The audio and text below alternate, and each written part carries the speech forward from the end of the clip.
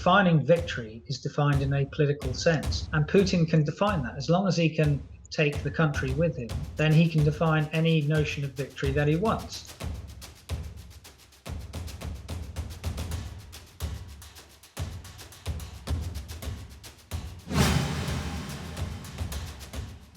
You have to connect really where Putin was in 1989 to his mindset. So Putin in 1989 was in Dresden. He was a KGB officer in Dresden.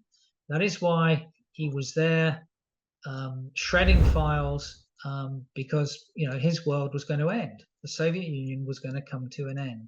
And you then have to connect that all the way through his worldview of Gorbachev, giving away something with nothing in return, leading to the demise of the Soviet Union, with something that we should have known about a long time ago. Is first time he said something significant was at the 2005 Munich Security Conference. That's an annual conference where he described the demise of the Soviet Union as the greatest geopolitical mistake of the 20th century. This was before all the color revolutions took place. He was not going to stand for it, and if he was in a position to make sure that he could influence that and Russia's power and his perception of Russia as a superpower in the future, he would. And that is essentially what we've seen since 2005, when we weren't on our guard with things like the impact of the Russian invasion of Georgia and all the other impacts with the color revolutions, which Putin got involved in, and therefore the frozen peace, which has come in a number of the interventions which Russia has taken place in.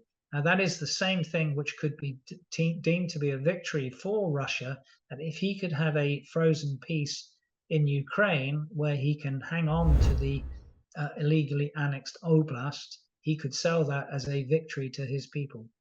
Defining victory is defined in a political sense, and Putin can define that. As long as he can take the country with him, then he can define any notion of victory that he wants. Now, the minimalist notion of victory is that he's sort of hoisted on his own petard at the moment that the Duma has signed into legislation the fact that the 4 oblasts of Zaporizhia, Kherson, Donetsk and Luhansk, along with Crimea, are now part of Russian territory.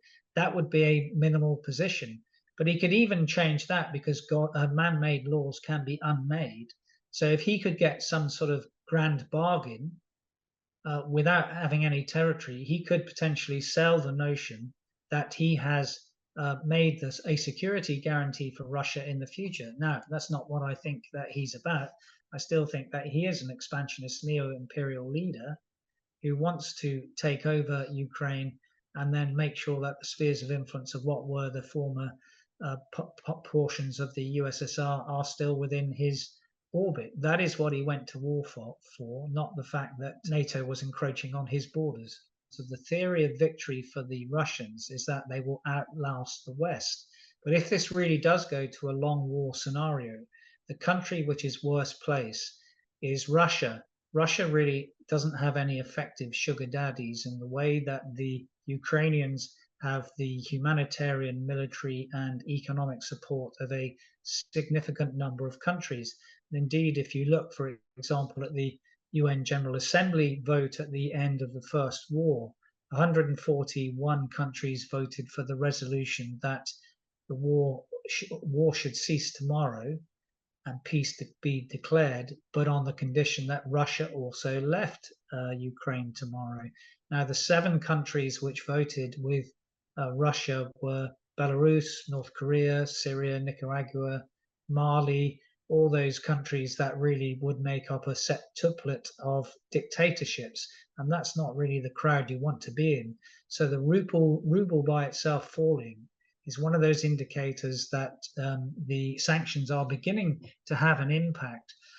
More so in the sense that the external exports of the Russians are then not getting the capital in, and that alongside the lack of raw materials, particularly the high-end components for weaponry in the future, will have a serious degrading effect both on their military potential and on their economic potential. And the war really, in a way, has been put aside from the population in the way that as long as there's a social framework where they can be supported, then things won't be too bad. But if the living conditions and of a special military operation turn into something different, then again you have that problem of potentially stay loyal or defect from both the elites and the population. And that's when Putin may be in serious trouble for the future.